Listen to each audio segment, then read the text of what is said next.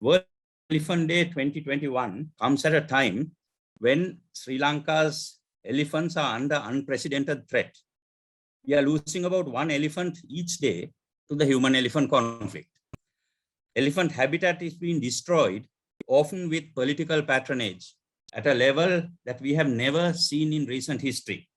Our national parks are being invaded by thousands of domestic cattle and buffaloes, again with political sanction, further reducing the available habitat for elephants. Yet, within this doom and gloom scenario, I see a glimmer of hope for minimizing the human-elephant conflict with a chance to significantly reduce elephant deaths. But the million-dollar question is whether we will have the political will for a paradigm shift in the way we address the human-elephant conflict. If we do so, we could move into a situation where we could be living with elephants and moving from conflict to coexistence.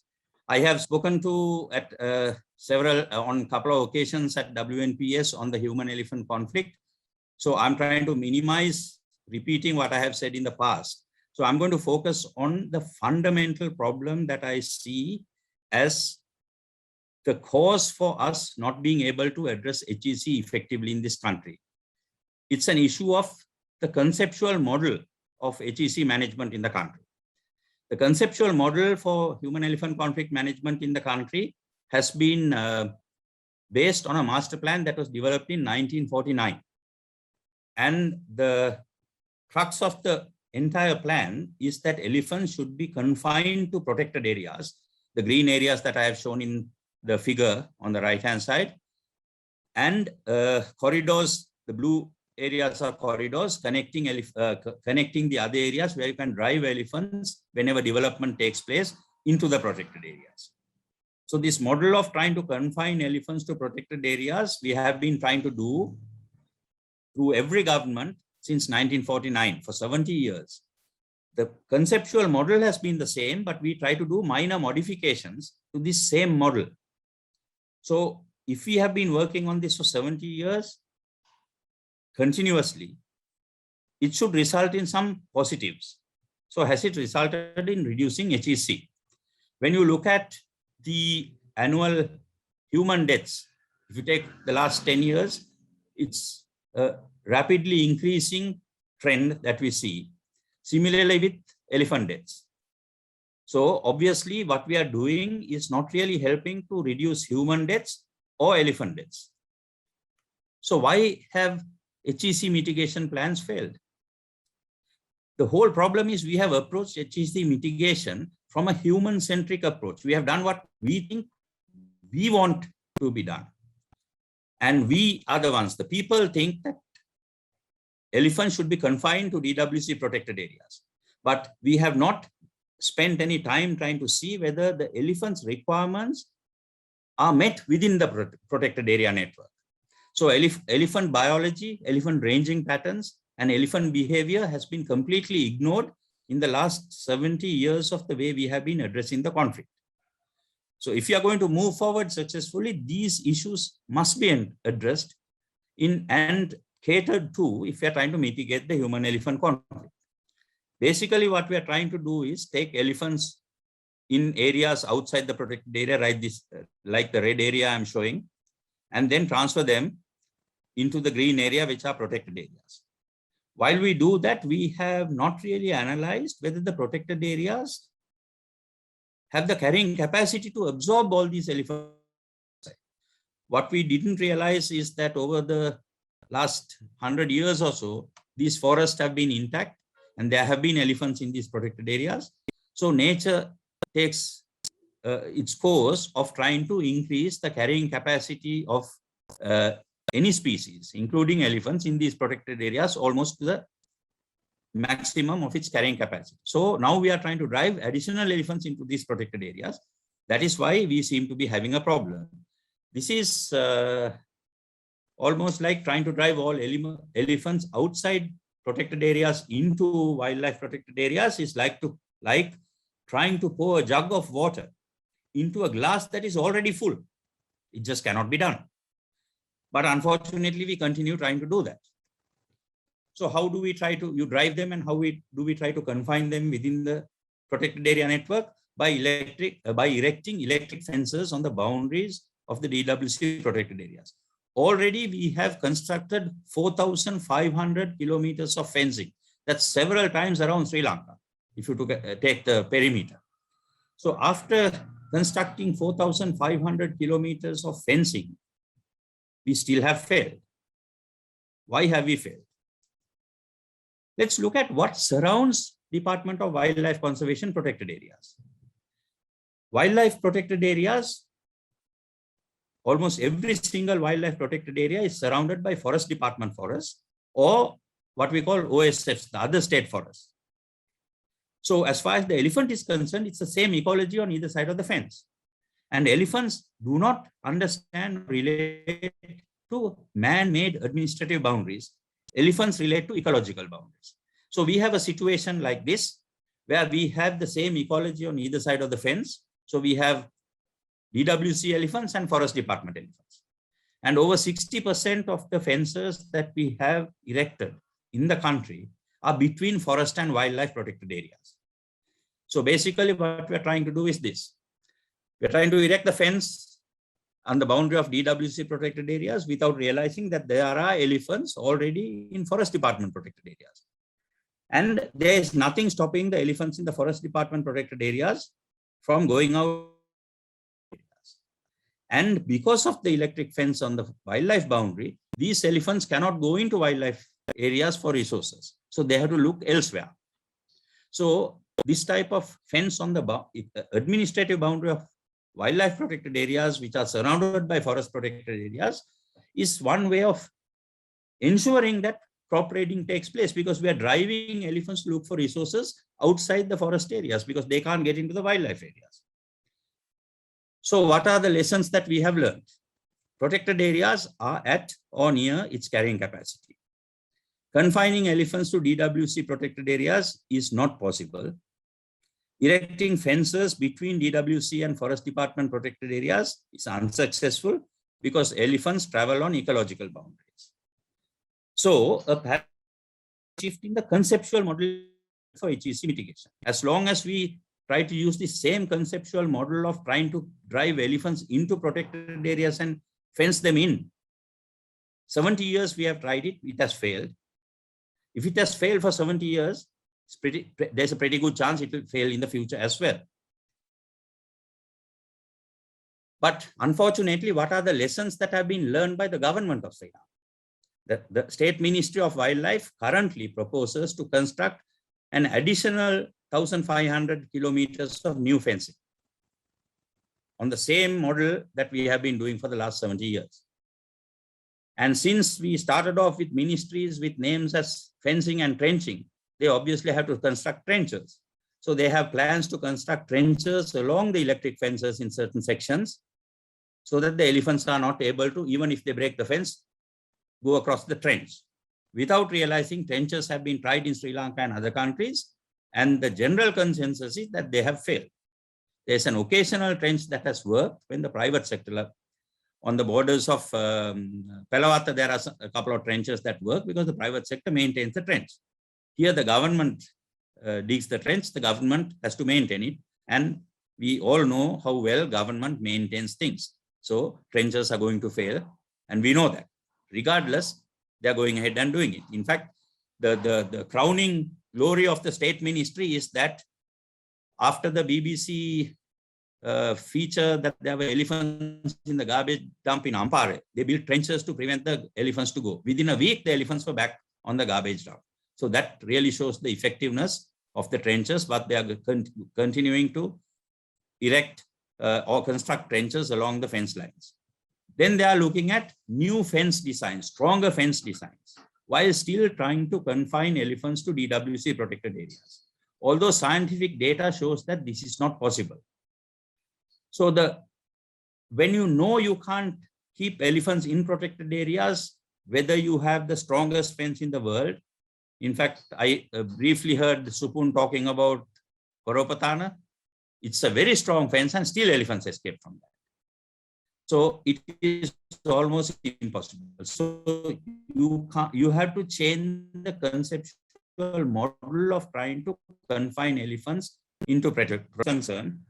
It appears that no lessons have been learned, even though there is, for the last 15 to 20 years, scientists, the researchers have provided this data to the government. Every successive minister feels within a few weeks of being in office that he is the authority of the subject and he knows how to solve this problem. So he tries it. Unfortunately, by the time the negative, the results or the failure of that attempt is known, there's a new minister, so he tries the same thing all over again. So we keep on doing this without trying to look at something new. So if we are going to really solve this problem, we have to have a paradigm shift in our thinking and try to change the conceptual model. So for that, we have to understand elephants. For understanding elephants, you have to understand the ranging patterns of elephants. Herds need about 50 to 100 square kilometers of home range, which is about 5,000 to 10,000 hectares. Males need a larger area, 150 to 200 square kilometers, which is 15,000 to 20,000 hectares of land. And during must, it increases to 350 square kilometers or 35,000 hectares, because at that time they are going looking for receptive mates.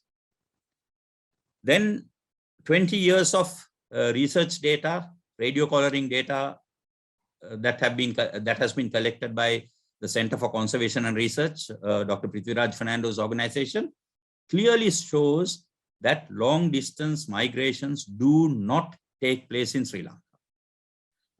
Let's think for a moment why that is. Why do elephants go on long distance migrations in other countries? They go looking for food and water. Even in the height of the drought in Sri Lanka, we all know that within a very short distance, elephants can find food and water. So long distance migrations in all the radio collaring data that CCR has collected has not been shown. So long distance migration don't happen. So having these long corridors for elephants to go is a waste of time, because most elephants don't, or virtually all the collared elephants never used any of the corridors. But there is movement within their home range. And sometimes within their home range, there is human habitation coming up. So they need short connectivity paths between various sections of their home range. But other than that, they do not go on long distance migrations. Then elephants consume about 150 to 200 kilograms of food per day. So food is really the bigger issue. It's a bigger issue than water availability, because there's plenty of water available for elephants, and no elephant has died in this country out of thirst. But there are many who have died out of starvation for the lack of food. Then we must understand the type of forest that elephants like to, or the habitat that elephant likes to remain in. Now, primary and secondary forests, studies in Sri Lanka and India have shown that primary and secondary forests can only support about 0.2 elephants per square kilometer, or each elephant needs about 500 hectares of land in primary and secondary forests for it to survive. Whereas when you go into scrub grasslands and abandoned Chena land, it can hold a density of 3 elephants per square kilometer, which means that each elephant needs only about 33 hectares. So where do we find good elephant habitat? Most national parks, because there is very little human intervention, gradually transforms into primary, secondary forests over time.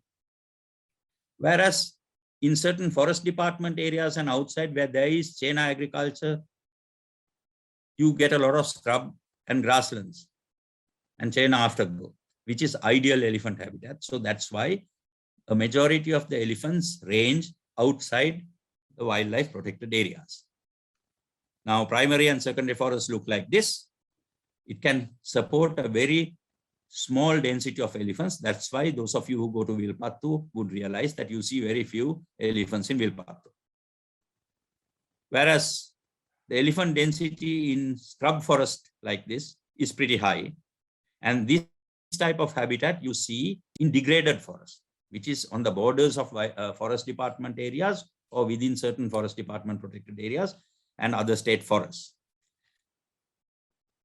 Now, CCR did elephant distribution study in Sri Lanka ago. They divided the entire country into 25 square kilometer grids and did a survey in each grid for the presence and absence of elephants. The red areas on the screen are areas where there are only humans, no elephants. The green areas are where there are only elephants and no humans. So once again, there is no conflict. But the entire yellow area is, the entire yellow area is where humans and elephants tend to coexist. And if humans and elephants are coexisting there, that is where the conflict is. And that is where you get the degraded type of forest that is good elephant habitat. When you are moving from conflict to coexistence, we have to understand that 44% of Sri Lanka's land has humans and elephants sharing the same landscape, which means we have to accept that we have to coexist with elephants in this landscape. And I would like to clarify what we mean by coexistence, because there are many who think coexistence means that elephant is going to be in your garden. That is not what we mean by coexistence. Elephants still have to be separated from humans, but they will be sharing the same landscape. That's what we mean by coexistence. So we have to accept that this is a requirement because it has been proved over 70 years that we can't confine them into protected areas. So how do we do this? We should explore practical ways of coexistence.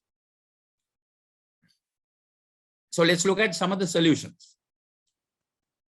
The first thing is, it is critical that policy recommendations and scientific findings are taken into consideration when making HEC mitigation plans and decisions. Now, in 2006, a very good national policy was prepared on how to conserve and manage elephants in Sri Lanka. It was one of the most progressive policies among all the Asian elephant range states, Asian as well as African. In 2009, the Cabinet of Ministers approved this policy. Unfortunately, we are not implementing this policy fully. We are doing piecemeal implementation. And piecemeal implementation never works because any plan or policy has to be implemented fully. It's almost like if you're trying to bake a cake and you have a set of ingredients that you have to put into it. If you don't,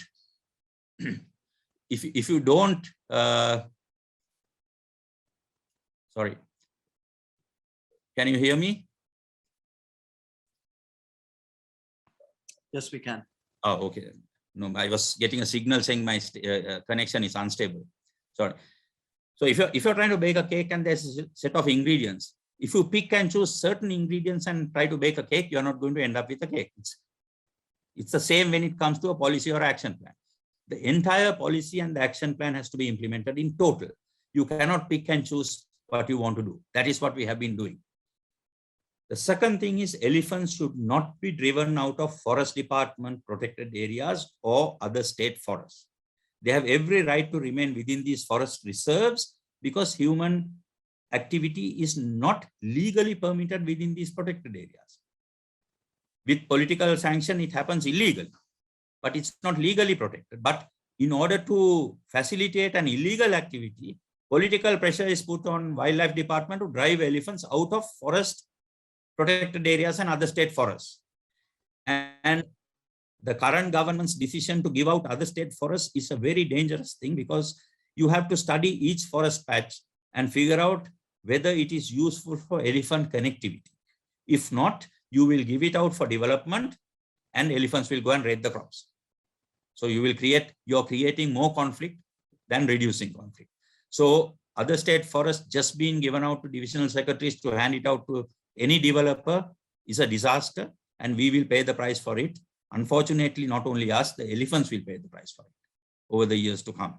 So a rational process of thinking should go through reallocating other state forests out for development.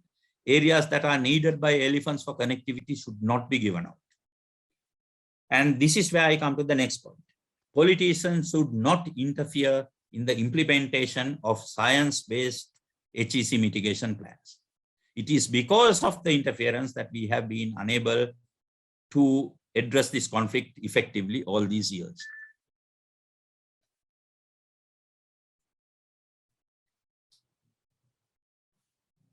Sorry, I'm having a problem with the sharing. Let me try again.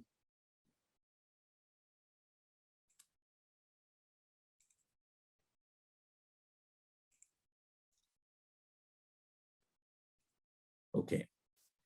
Now we come to electric fences, or how do you keep humans and elephants separate within that same landscape? Still the best barrier. But we must remember that electric fence is not a boundary demarcation, not for boundary demarcation. It is only to keep humans and elephants separate. So to be effective, electric fences should be located on the ecological boundary, a boundary that the elephant understands, not a boundary that humans want.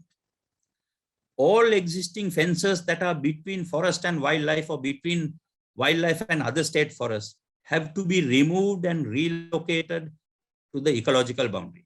Any new fences that the wildlife department constructs should be constructed on the ecological boundary. And I find that the department is beginning to think about doing that. And there will be a lot of opposition for to the wildlife department trying to remove fences from in the forest and bring it out to the ecological boundary, because the public perceive that if the fence comes to the ecological boundary, they will not be allowed to go in and do their chain agriculture. So the public, the politicians and other government agencies should lend their support to ensure the wildlife department is able to continue this program of relocating the fences to ecological boundaries.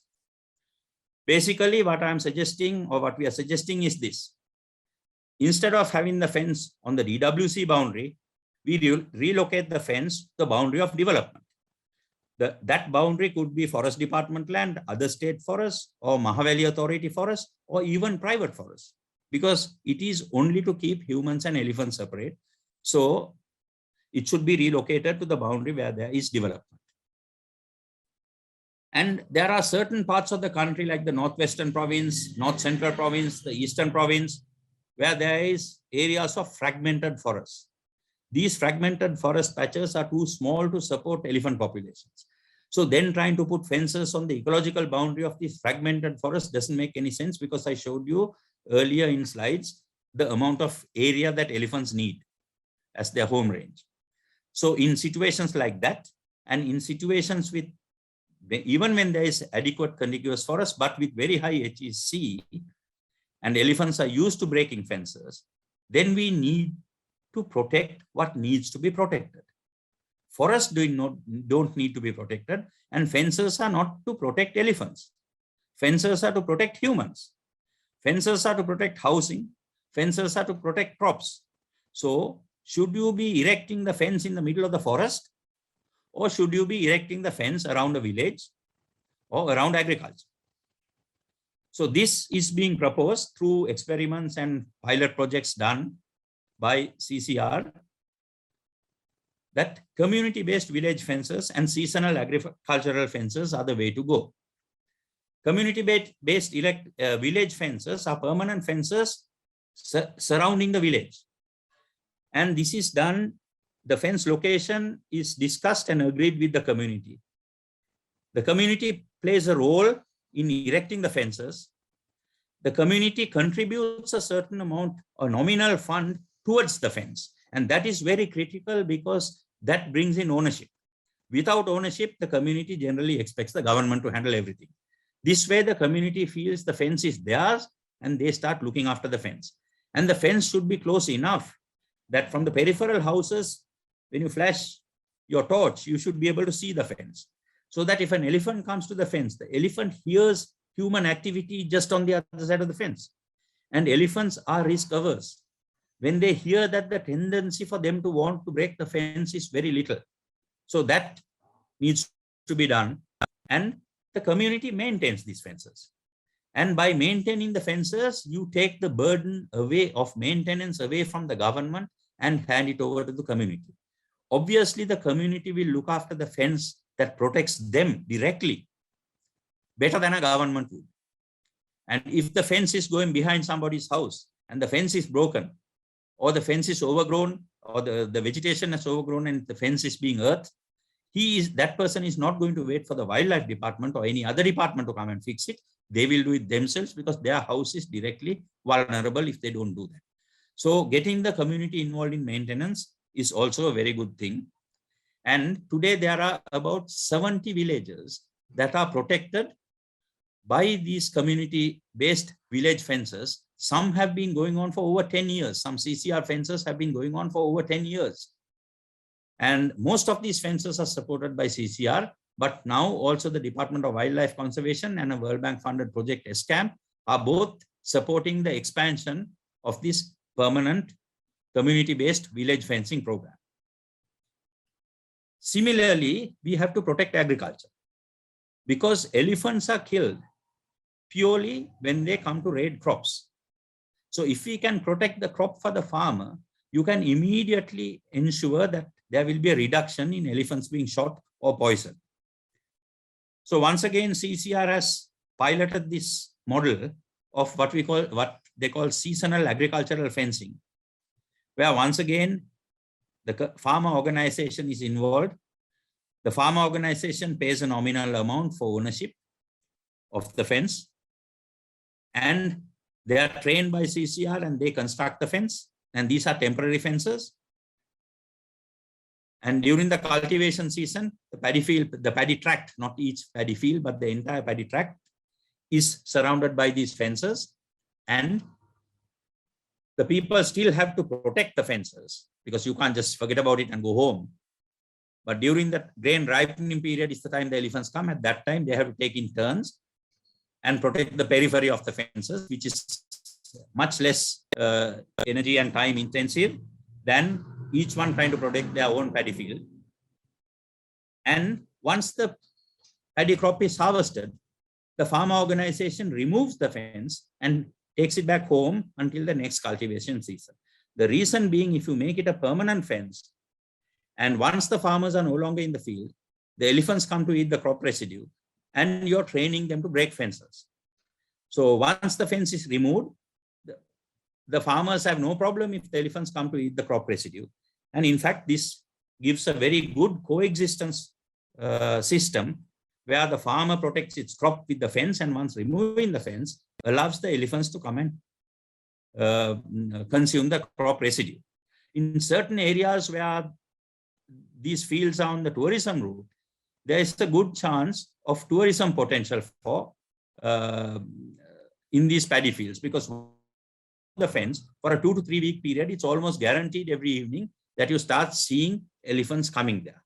And if the farmers can make some money by elephant viewing, showing tourists elephants in their fields, the elephant suddenly gets transformed from an economic liability to them to an economic asset.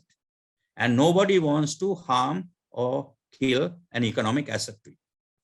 So these are options that could be looked at with community-based seasonal agricultural fences. Now, how do we institutionalize these fences? Community-based fences are erected by the community and maintained by the community. But there has to be some government agency working with them to facilitate this process. So who should be working with the communities to do this? Should it be the Department of Wildlife Conservation? The mandate of the wildlife conservation is not to deal with communities. The mandate of the Department of Wildlife Conservation is conservation of wildlife.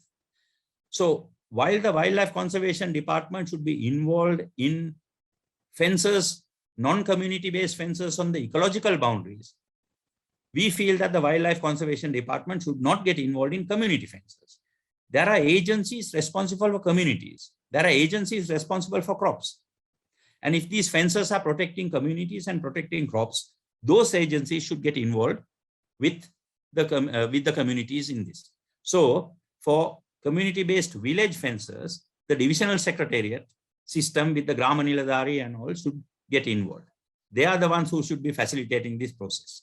And for seasonal agricultural fences, the paddy fields, the paddy cultivation is under the Agrarian Development Department. So we propose that the Agrarian Development Department should play a key role in facilitating this process. But community involvement is essential for ownership and sustainability. Unfortunately, right now, the State Ministry for Wildlife is trying to build community fences. They're trying to get contractors to build it and hand it over to communities.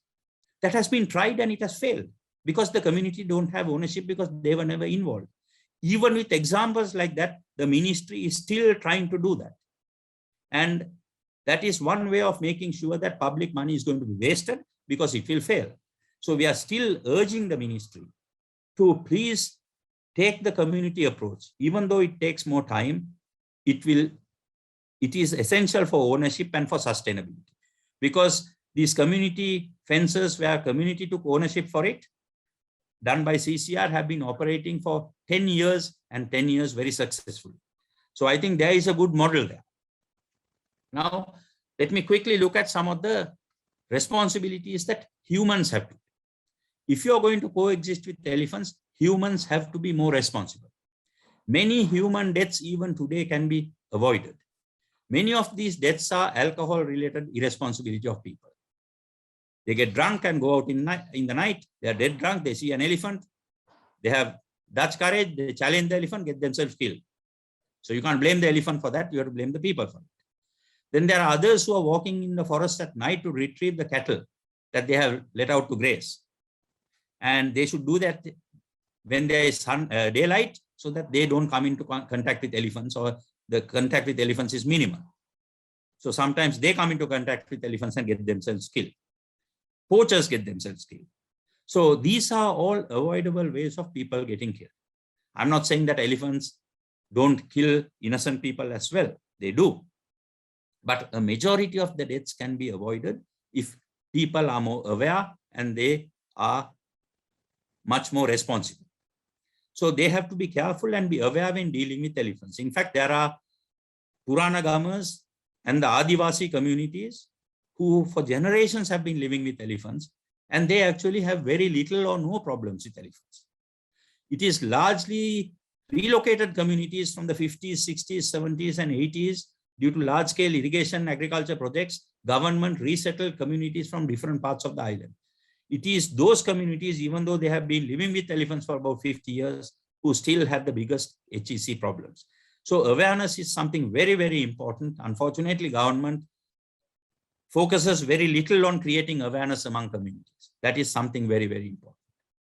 Another thing that humans can try to, measures they can take to reduce the conflict is elephants break houses only if there is grain or fruits stored in the house. Elephants just don't break houses for no reason at all.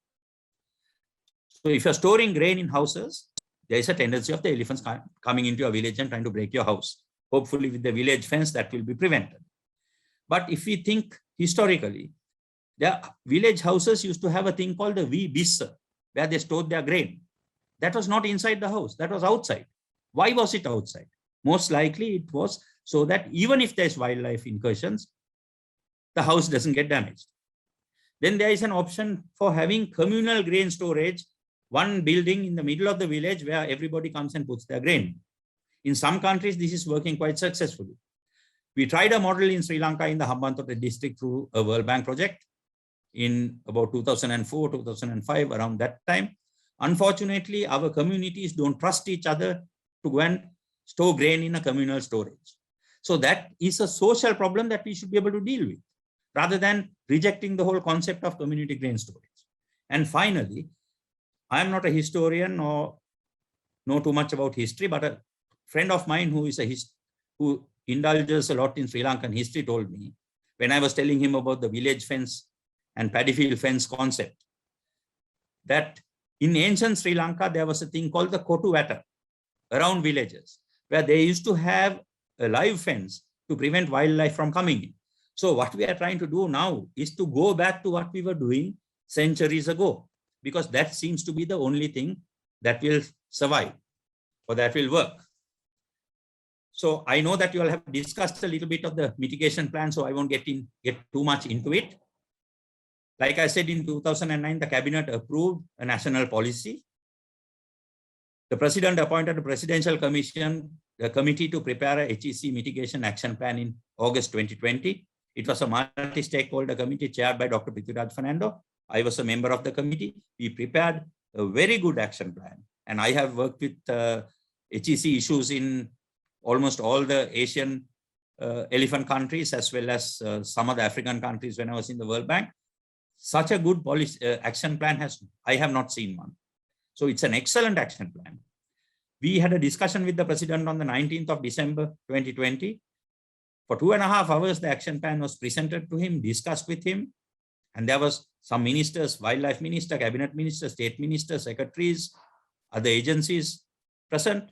Nobody disagreed with the plan. Everybody thought it was an excellent idea. But unfortunately, it appears that the government is continuing 7 months after the meeting. They are continuing with the tried, tested, and failed methods of trying to confine elephants to DWC protected areas. I think we are feeling that if the person who is ordering, because we have been trying to do that for 70 years, the result has always been the same. It cannot be done. Maybe we feel that if somebody very high up in government orders it, it might work. I think that's what we're trying to do now, and I'm pretty sure it's going to fail again. Unfortunately, a huge amount of public funds are going to be wasted once again on trying the same tried, tested, and failed method when there is a science-based plan that could be implemented by the government. Fortunately, there was a silver lining. On the 13th of July, there was a meeting with the Prime Minister on HEC, where some of us from the committee was there, and we managed to convince the PM to try a pilot program in the Kurunegala district of implementing the action plan that was given to the president. Hopefully it will be done. It's still too soon to say whether it will be done or not, but up to this point, we think it will be done. If that is done, I think we have a new chapter in how we can deal with the human-elephant conflict. So in conclusion, a paradigm shift in our approach to HEC mitigation is absolutely necessary. We have to understand elephants and their needs. Humans and elephants have to coexist within the same landscape, in separate parts of the landscape, but within the same landscape. Communities and farmers have to be responsible for protecting and maintaining community-based fences, and as well as people in elephant areas should act responsibly. If all of us get together and do these things, I feel living with elephants and going from conflict to coexistence is an achievable goal if we all work towards it. So I would like to thank Dr. Prithviraj Fernando and the Center for Conservation and Research for most of the data that has been provided for my presentation. And once again, I apologize about the delays of connectivity, and thank you very much. Thank you, Sumit. I think you've answered most of the questions that were being asked prior to you joining, when Ram and Supun were giving their statements and answering some questions that were asking them. A couple of questions. We are running out of time. Just a couple of questions to ask you. Ram and Supun did all the hard work for you before you joined in. But there are questions being asked about, bees, beehives, Palmyra fencing, biofencing. I know it has been tried in a few places in Sri Lanka, but it has not been that successful. Yes, I personally I don't have first-hand experience on the beehive fences, but a person who was involved in the beehive fencing project that was done in the Vasgamu area told us at a presentation, at a HEC presentation a few months ago at a seminar, that it is a failure, largely because colonizing the bees are a problem. That's problem number one, because bees will be colonized only in areas where there is adequate flowers to attract the bees. And in most areas that we need the fencing, colonizing has been one problem that they faced. The second problem that they faced was that Sri Lankan bees tend to sleep at night, is what I was told. So elephants come at night. So when the elephants knock on the fence and the hive moves, there isn't much activity of the bees. So overall, based on, again, I'm quoting a person because I don't have first-hand experience. Based on that, it appears that it has not worked successfully here. On Palmyra fences, just before I became the DG Wildlife, the minister at that time had spent something like 4 or 5 million rupees buying Palmyra seeds from the north and planting it along various areas. And you can imagine how many Palmyra seeds we would have bought for 4 or 5 million rupees. The germination rate was less than 0.1%. So if the germination rate is less than 0.1%, I think we should be very, very careful before spending more money. But all of you all would be very glad to know that all our tax funds are being spent again by the current minister to try Palmyra fencing one more time. So it looks like we don't learn from bad experiences. So that also is not a very successful thing. Right, Sumit and everybody, Ram and Supun, very, very important question. We can't take too many more questions. We've run way over time. But as a final question, Sumit and all of you, what can we, the ordinary citizens, we've heard about action plans, we've heard about the policies. What can we, the ordinary people, what can we do to push this process forward? Because we need to go positively. You finished on a very positive note. We can coexist with elephants. I would go further, say that we must. We owe it to the legacy of this country and its culture and its people and everything. And as you also mentioned, to the economy of this country. Elephants contribute a huge amount to the economies of this country. What can we, as people, as wildlife conservationists and wildlife lovers do? Just one thing. If I were to answer that question, I think all of us should try to make the local communities that are living in areas with elephants aware of the community fencing concept. Because if they demand it, politicians will respond. I'm saying this because for about almost 10 years, we were trying to get the Mattala MER gazetted from the conservation community, from the wildlife department, and we couldn't do it. Farmers go on strike for about 100 and odd days, it's gazetted. So community pressure is the only thing I feel that we will make the politicians do the right thing.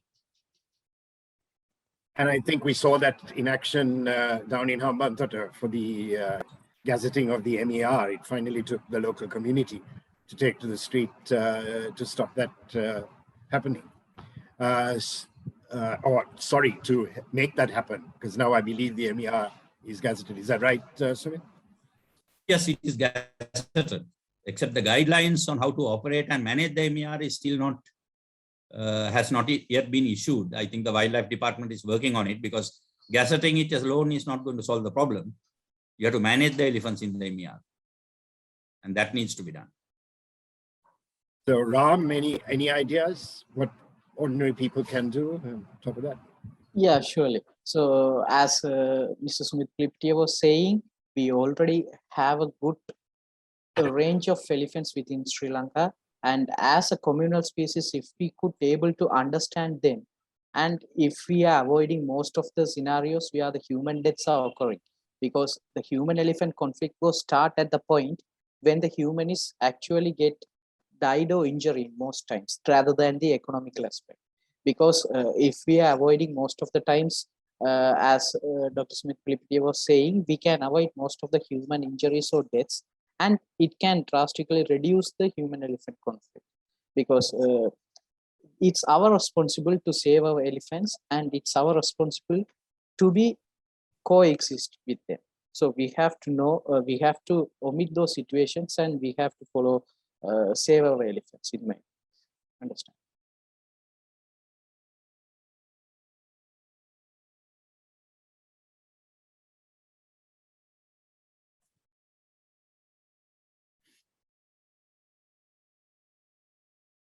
Rohan, you're on mute. You're on mute. Sorry, it's my fault. Supun, have you got anything to add to that? Yeah, I totally agree with Dr. Sumit. And the improve the awareness is the must at present, because we have a comprehensive action plan. We have enough scientific knowledge to know what we should do. But the thing is, those who live in grassroots level and those who suffering from the human-elephant conflict, they don't understand the science behind this, and that's why sometimes they ask for the conventional human-elephant mitigation activities. If we can make them aware of the new scientific knowledge and what we can do to mitigate human-elephant conflict, definitely they will force the government. If they force the government, definitely the government should have to do it. Otherwise, they don't have the choice. Then we should aware the people, and on the other hand, the action plan should be implemented as soon as possible. If the people, I think more than 100 ladies and gentlemen are there here, and they also in different levels. If we can force the government through our social media, through our writings in the newspapers and the media activities, if we can force the government to implement the action plan while improving the knowledge of the local community, we can have a good thought to see a better future, I think. Thank you, Supun. So thank you all. Let me just remind you, I mean, Sumit, you finished on a very positive note that the Prime Minister has agreed to pilot the action plan in Kurunagala. That gives us a lot of hope, because we know if it's done properly, it will work. And as for your final questions, you'll all give people, the audience some answers, some good answers. And let me just finish with a quote from Margaret Mead. She said, "Never doubt that a small group of thoughtful, committed citizens can change the world. Indeed, it is the only thing that ever has." Thank you, Sumit. Thank you, Ram. Thank you, Supun. Thank you, Spa Ceylon, for sponsoring this evening. And thank you all of you who have joined in and listened. I hope that it's given you some information, not just information, something that you can work with, and as our presenters have said, take forward and do your little bit, an article, pressurizing, informing local people, doing whatever you can. Thank you very much for your participation this evening. Stay safe and have a good night. Thank you. Thank you.